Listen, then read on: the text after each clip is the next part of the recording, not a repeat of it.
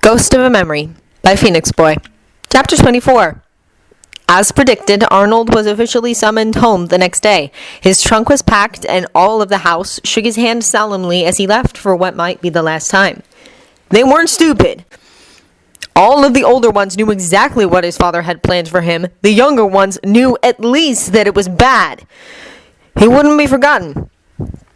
A couple of days after his departure, the school received an owl informing them that Arnold has fallen ill with dragonpox, and they should be alert for an epidemic in the school. It was simply politeness, perhaps, trying to stay in favor with the leaders of the light whilst toadying to the dark. James sincerely hoped the teenager would be all right, and that he would never need to use the ringport key he'd been given. The next weekend, James had invited Alistair down to his quarters for the afternoon. After making the decision to consider adopting, it seemed sensible to make an attempt to get to know each other outside the restrictions of the school day, where they tried to keep strictly to a teacher-pupil relationship. They didn't talk about much, certainly not anything important. They discussed the different league Quidditch teams and how stupid Geoffrey in 6th year was acting over his new girlfriend. Not having grown into those particular hormones, Alistair found it immensely funny, whereas James sympathized but was just old enough not to feel a little insulted. James also helped Alistair with his homework in some of the subjects he found difficult, not of course in Defense Against the Dark Arts, but in History of Magic in particular. It seemed that Binns was as boring as ever, so he passed on the tips that he'd been given in his first year on how to make up convincing goblin names that would fool almost any examiner. They were having tea and biscuits curled up together on the sofa when Alistair suddenly went slightly red-faced, squirming slightly in his seat. James looked on with interest. It was highly unlikely the boy could say anything that would embarrass or upset him, and it would be easy enough to deflect if he did.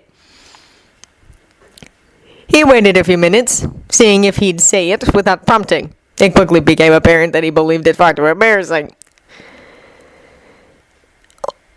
Spit it out, then. Well, sir, James, if you don't mind me asking. I don't bite, James said, trying to help him out. If I don't want to answer something, I'll just tell you and we can forget about it. Are you and Professor Snape together? He blurted at last, face Gryffindor red with embarrassment. I mean, like, he's your boyfriend. While that hadn't been quite the question he'd been expecting, James was highly amused. More than a little amused as to which of the older Slytherins had put him up to it. Alistair was a nice boy, but a bit young to be reading the subtle signs of a relationship. He was also muggle-raised, less used to the idea that two men could be involved just as seriously as a man and a woman. He wondered what Severus would think about being called his boyfriend. It sounded a little too adolescent to him. Yes, he answered candidly, trying to keep a straight face despite the humor he saw in the situation. Does it bother you? Well, I didn't know that two guys could be together and someone told you to ask so you could satisfy the gossips in Slytherin? James guessed, knowing quite well what older students, Slytherins in particular, were apt to persuade the younger ones to do. Don't worry, I was expecting them to try something like this since we aren't giving anything away to them. I don't mind, sir, really, Alistair said earnestly. Professor's name is nice. How many Gryffindors do you think would faint if you said that? Alistair snickered, infected like all of his housemates with a feeling of great superiority over their more immature counterparts. Well, Gryffindors are stupid sometimes.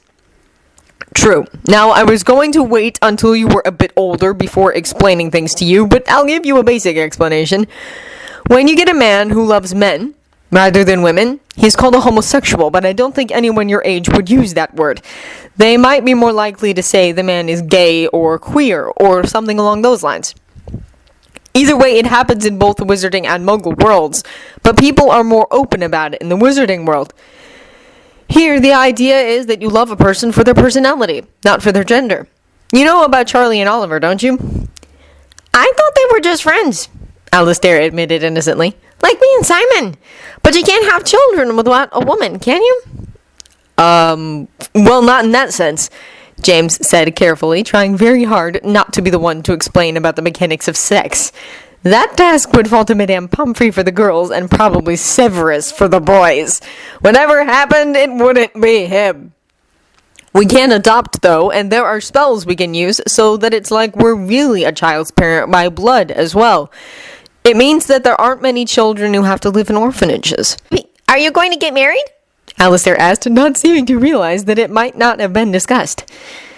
Wizards and witches don't usually get married. What actually happens is a ceremony called bonding. As to Severus and myself, it's a little too early to tell.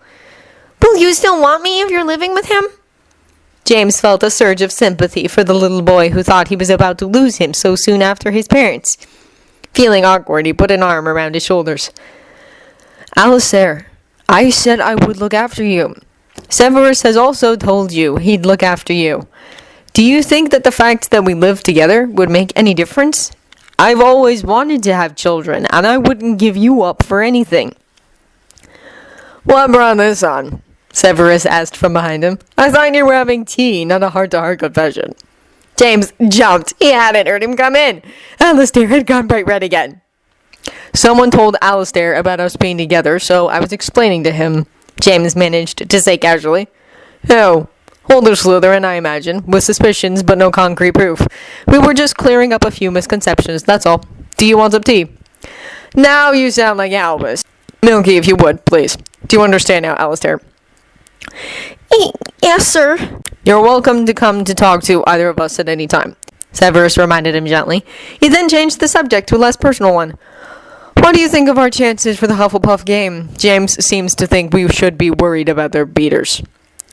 They aren't bad, but ours are better, and all of our team is better. Their seeker is a 7th year who's so slow I could beat him on a school broom. Alistair left again just before dinner, and Severus burst out laughing as soon as the portrait swung shut. James stared at him. Severus chuckled on occasion, and he caught him grinning a couple of times, but this was just worrying. Are you feeling okay?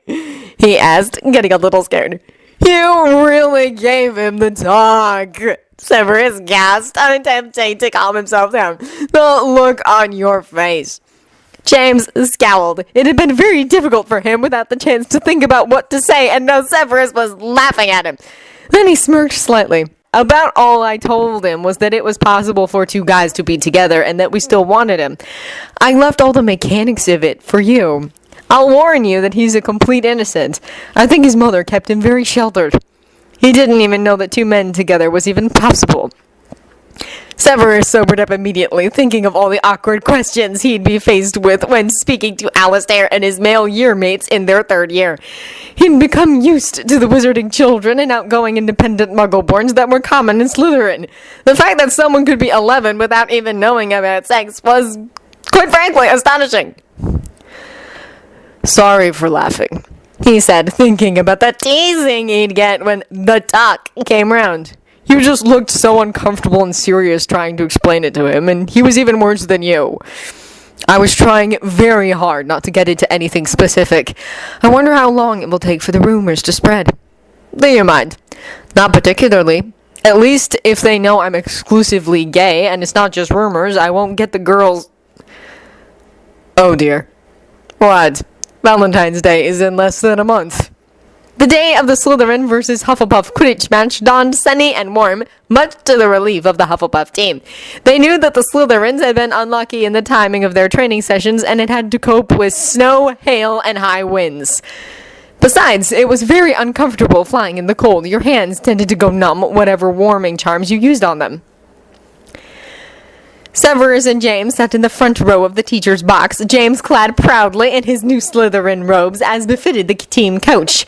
He had also obtained a Slytherin banner off Alistair, which he had hung proudly above him, right in front of Pomona, who sat directly behind him. She appeared most put out by it, but the others all seemed entertained. Albus had suggested that Alistair could sit with them for the match, but James had thought back to his own matches. It would be no fun for the kid if he couldn't boo the Hufflepuffs without Minerva taking points. The Slytherin team zoomed onto the pitch first, just as Madame Hooch brought the balls out onto the grass. The wash of green in the stands cheered, making a few of the older teachers jump.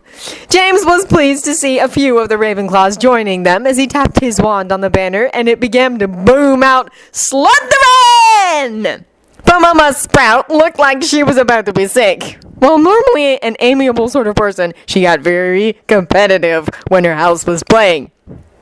When the Hufflepuff had joined them in their canary yellow robes, James saw the two captains shake hands, the Hufflepuff looking a little nervous as Archie squeezed his hand a little harder than strictly necessary. Madame Hooch gave the word, they remounted and took their places, and the game began. Hufflepuff caught the quaffle as she tossed it up, and James watched in amazement as their youngest chaser shut down the pitch, the Slytherin beaters moving to head her off, while the chasers remained towards the Hufflepuff end. James almost jumped out of his seat in horror. This hadn't been a tactic they discussed.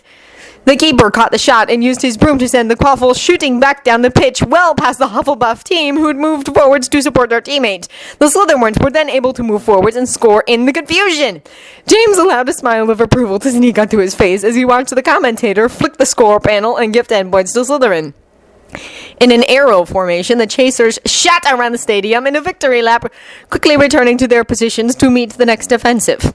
5 minutes later, a Hufflepuff beater was taken to the infirmary with a bludgeon to the head.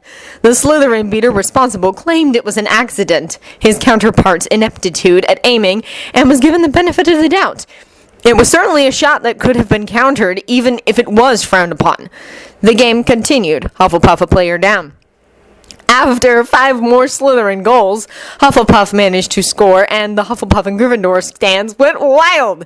At last, something was going in their favor. The Slytherin teachers kept their faces blank as Pomona started babbling with relief to Poppy. Suddenly, Severus shifted in his seat, head swinging around.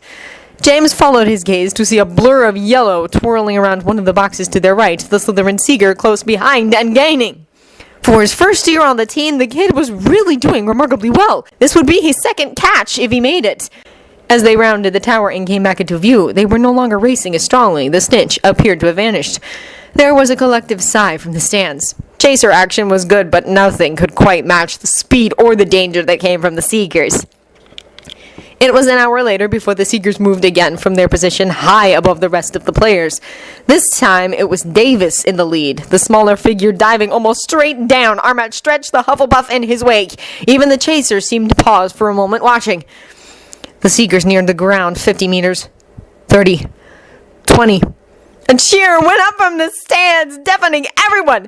Davis, the brave little 13-year-old, had caught the snitch and was standing proudly in the middle of the pitch, snitch held high in his fist as he turned to acknowledge the applause.